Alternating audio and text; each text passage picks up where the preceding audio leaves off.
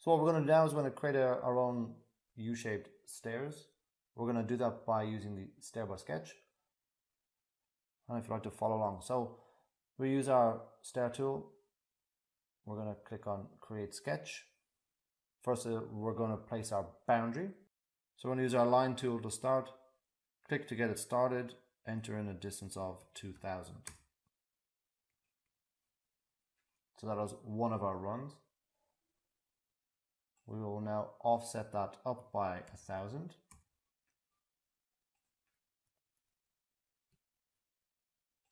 So the distance between them are 1000.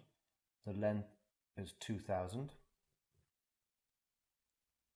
I'm going to offset it up now by 100. So offset it on the upper side by 100. And again offset by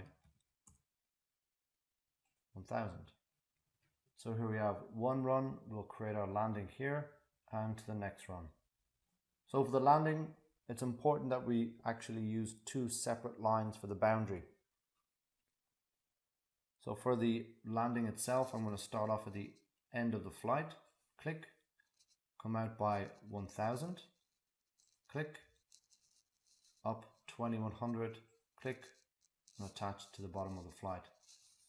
Again, the reason I didn't do that as one continuous line is the software needs to know where the break is because they're obviously two separate angles.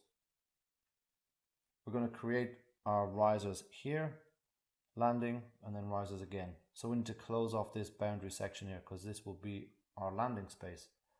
So last boundary line and close it off. So the dimensions of the stairs, that's 2000, that's 1000,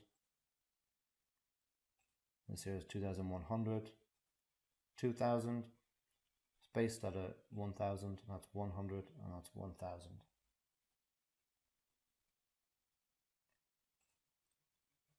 Next, we'll use the riser. So change it over to the riser, using the line, draw each one.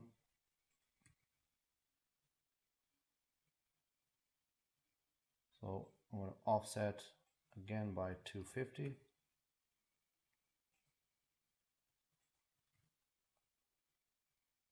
And just to save some time, I'm going to select one, hold down Control and select the other. So both are highlighted.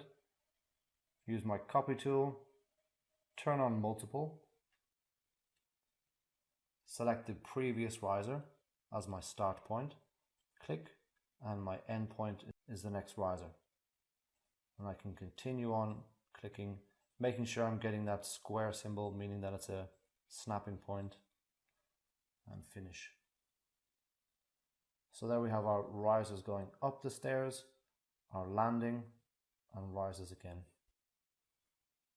Last is to specify our stair path. Start on our flight,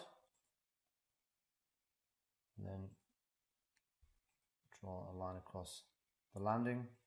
Again, then our stair path, like so. And then I'm going to use my trim and extend just to tidy up those lines.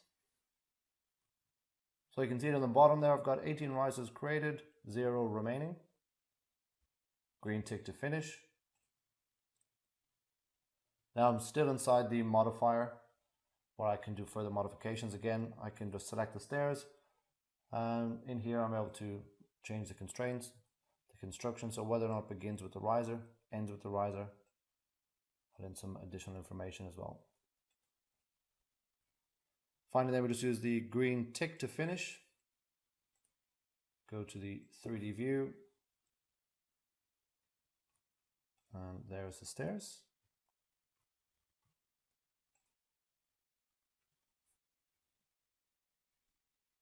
Again, we can select the stairs and using the flipping arrow. So if we go back to the ground floor, we can select it, we got the arrow, there we can flip the direction.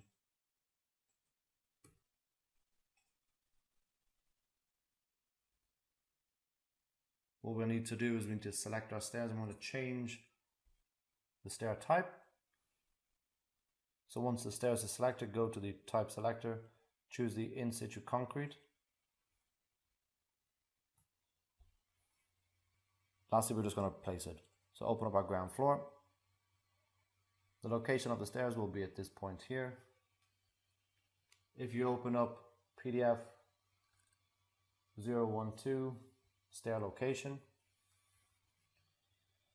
first thing I need to do is to rotate the stair. So clicking on the stair itself, the rotate tool, my start point, and finish. Then using my move tool, snapping to the top left hand corner, dragging it over and hitting the upper right hand corner of that column.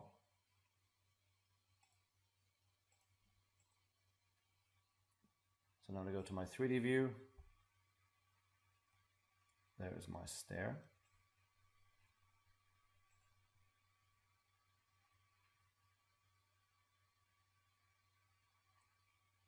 So next we just need to extend out that landing so we can reach the top of our stairs. So we'll go to our first floor plan, zoom in. Now if we select our floor, go to edit boundary. And if you open up the PDF 013 landing, you'll see the dimensions for the landing itself. So just to get started again, we're just going to draw in a line.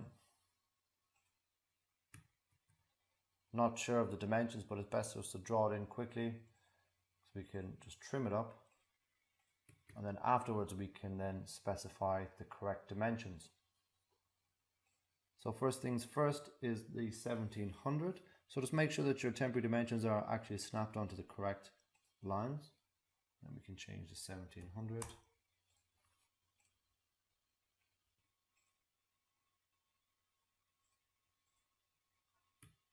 And 1500. So now that we're happy with that, green tick to finish.